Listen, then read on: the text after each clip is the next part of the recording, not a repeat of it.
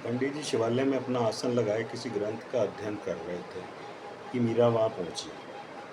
कुल मिलाकर पंडित जी पहली नज़र में प्रभावशाली दिखाई दे रहे थे। मीरा उनके समक्ष घुटने नितंबों के नीचे दबाकर सभ्यता से बैठ गई। पंडित जी ने फिर भी चेहरा उसकी तरफ ना उठाया, अलबत्ता कटी उंगली वाला हाथ उठाकर उससे तनिक इंतजार करने का इशारा किया।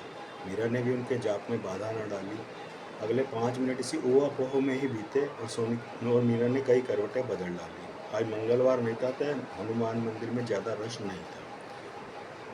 इधर मीरा ने उकताकर अपना चेहरा शिवालय में दाएं बाएं नचाया और उधर पंडित जी की निगाह ग्रंथ से उठकर सीधी उसकी बाईं हथेली पर पड़ी। रानी लखोंती।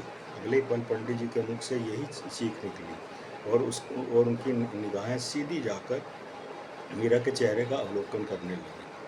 मीरा का चेहरा सीधा हुआ और उसकी नज़रें भी पंडित जी के झुर्रियों भरे चेहरे पर आ टिकी। क्या कहा आपने? कौन सी रानी? मीरा की अचकचाहट ने अचकचाकर पलकें सिकोड़ी।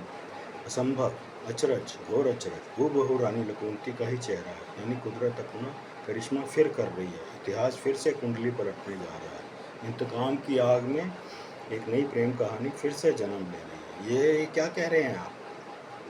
पंडित जी अब एक टक सामने बैठी मीरा का ही चेहरा पढ़ने की कोशिश कर रहे थे। उनकी जबान तालू से जा चिपकी थी। पंडित जी, मेरा नाम मीरा, पेशे से वकील हूँ। अपनी एक सहेली सुधा के कहने पर आपके दर्शन करने आई हूँ। आप पता नहीं क्या कहे जा रहे हैं। पुनर्जन्म, यानी रानी लखोंती का पुनर्जन्म, मीरा के रूप में नया जन्म, यानी गगन तो जिंदा होगा, गिंगो भी जिंदा होगा और रानी लखोंती अपनी मौत का इंतकाम शिव नरेश से जरूर लेगी। पंडित जी शून्य में ही बोलते जा रहे थे। लखोंती, गगांतो, गिंगो, शिव नरेश। मीरा हड़बड़ाई। उसने गिंगो के अलावा कोई भी नाम नहीं सुना था। गिंगो की उसने कहीं ऐड पढ़ी थी किसी किताब के मुतालिक। हे भोले शंकर, तेरी लीला अपरंपार। पंडित चेहरा मोड़कर शिवलिंग को नमस्कार करता बोला, लगता है धरती पर फिर अत्याचार होगा। भोले शंकर की कृपा से फिर किसी का संहार होगा। ये क्या कह रहे हैं आप? देवी, मानो न मानो, आज से 70 साल पहले तुम रानी लखोंती थी। तुम्हारे पति का नाम राजा गगांतो था और तुम्हारा प्रेमी का नाम शिव नरेश था। व्हाट? प्रेमी शिव नरेश के कहने पर तुमने अपने पति गगांतो की हत्या की थी विषकन्या बनकर। उसके बाद तुम्हें तुम्हारे प्रेमी शिव नरेश ने ही मार डाला था। तुम्हारा पुनर्जन्म हुआ है और इसलिए हुआ है ताकि तुम अपने प्रेमी शिव नरेश से अपनी हत्या का इंतकाम ले सको। व्हाट नॉनसेंस, क्या बके जा रहे हैं आप? यकीन नहीं हो रहा ना मेरी बात पे? हो जाएगा। जब 25 की हो जाओगी तो खुद ब खुद यकीन हो जाएगा कि पंडित शंभुदयाल सच कह रहे। 25 की? मेरा सोच में पड़ी। 25 की तो मैं कल होने जा रही हूँ। यू मीन टू से कि कल की तारीख में मुझे यकीन हो जाएगा कि मैं रानी लखोंती हूँ और मेरा पुनर्जन्म हुआ है। हाँ बालिके, और मेरा पति गगांतो, उसका भी पुनर्जन्म होगा।